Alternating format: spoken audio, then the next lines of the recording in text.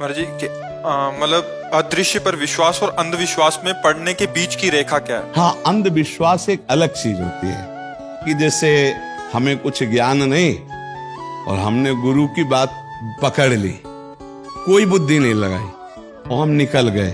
एक तो ये विश्वास की बात हो गई, इसमें कल्याण हो जाएगा कि अब हमें तो कुछ मालूम नहीं और आप हमारे गुरु हो, आप बता दो जो उससे काम हो जाएगा। जैसे एक छोटे से बालक थे जिनका नाम था धन्ना जाट, बड़े महान भगत हुए। उनको परिवार की मां ले गई कथा सुनाने, तो कथा में कह रहे थे बिना भगवान का भोग लगाए जो खाता है वो पाप खाता है, भगवान की सेवा करनी चाहिए। तो घर में आए, अपनी माँ से कहा, 8-10 वर्ष के होंगे, कि हमारे घर में तो भगवान है नहीं, भगवान का भोग नहीं लगता, पाप खाया जाएगा, अब कैसे होगा। तो कथा का आखिरी दिन था, तो पंडित जी के पास गए, कहा कथा आपने सुनाया कि बिना भगवान का भोग लगाए नहीं खाना चाहिए, भगवान हमारे यहाँ तो भगवान है नहीं, तो आप भगवान दे दो। तो उन्होंने देखा कि बच्चा है, तो उन्होंने कहा देखो कथा समाप्त होगी तब भगवान दे देंगे। अब वो दूसरे दिन जब जाने लगे तो उनके पीछे चले, भगवान दे दो गुरुजी आप कह रहे थे। तो उन्होंने सोचा लड़का है, इसको ठाकुर जी तो दे नहीं सकते, तो भांग खाते थे, तो भांग का बट्टा ऊपर का, कहा ये भगवान है ले लो। पूरी कथा बड़ी, तो उनका कैसे सेवा करेंगे, तो बोले नहा के नहा देना और पवा के पा लेना, बस इतनी सेवा है। और वो इतने खुशी हो, देखो विश्वास है क्या, भांग का बट्टा, इतने खुशी हो गए कि मुझे ठाकुर जी मिल गए, मुझे भगवान मिल गए। घर में गए, नहाया और ठाकुर जी को ना, वही मतलब भांग के बट्टा को नहा, और बाजरे की रोटी, गरीब आदमी सामने रखा, पाओ प्रभु।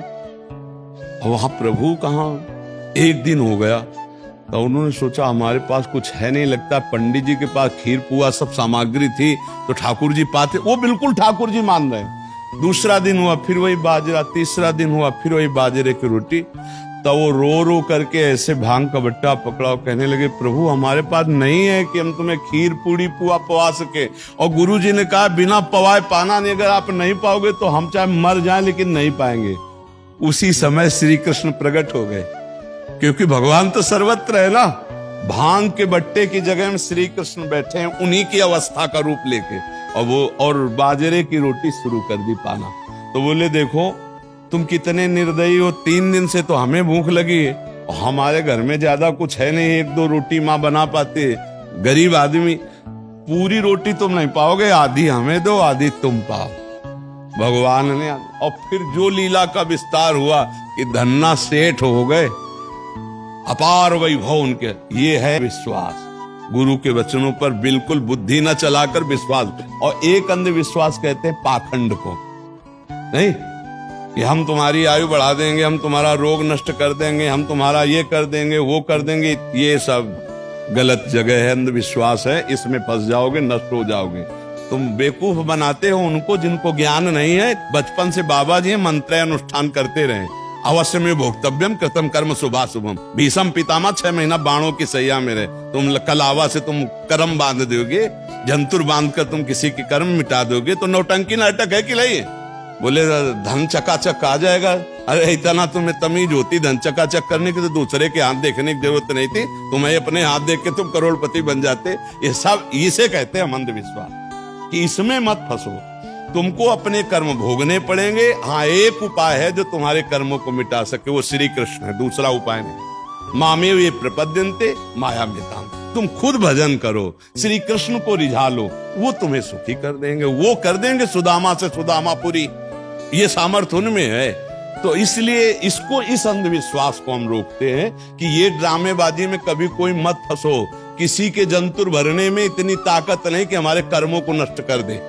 ये भगवान ने आयुर्वेद बनाया, भगवान ने डॉक्टर बनाए, भारत में इतने इतने बड़े पढ़े लिख कर डॉक्टर, ये सब बेवकूफ है क्या।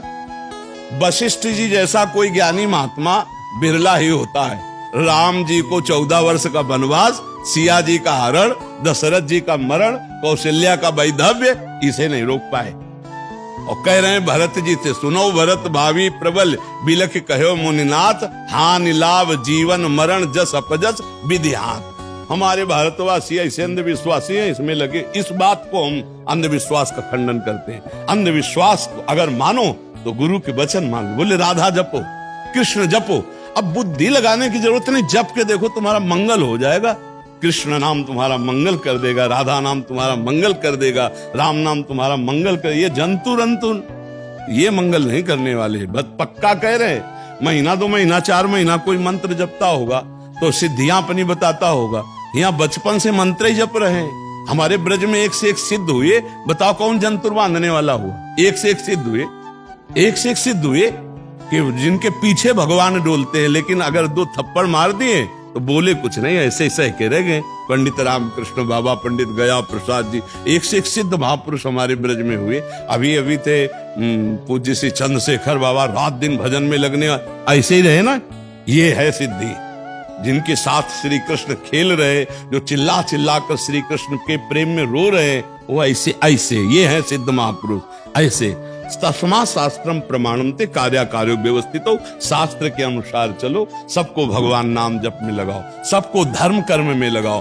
स्वयं अच्छे आचरण करोगे तो तुम्हारे पाप नष्ट हो जाएंगे। तुम करो पाप और सोचो कि कोई जंतुर बांध दे और हम ठीक हो जाए, तो भाई ऐसा सृष्टि में कोई जंतुर नहीं पैदा हुआ कि तुम्हारे पाप कर्म को नष्ट कर दे। वो है नाम संकीर्तनम यस्य सर्व पाप प्रणाशनम। भगवान कृष्ण का नाम संकीर्तन, राधा नाम, राम नाम, इन नाम के कीर्तन से मंगल हो। समझ पा रही सकी?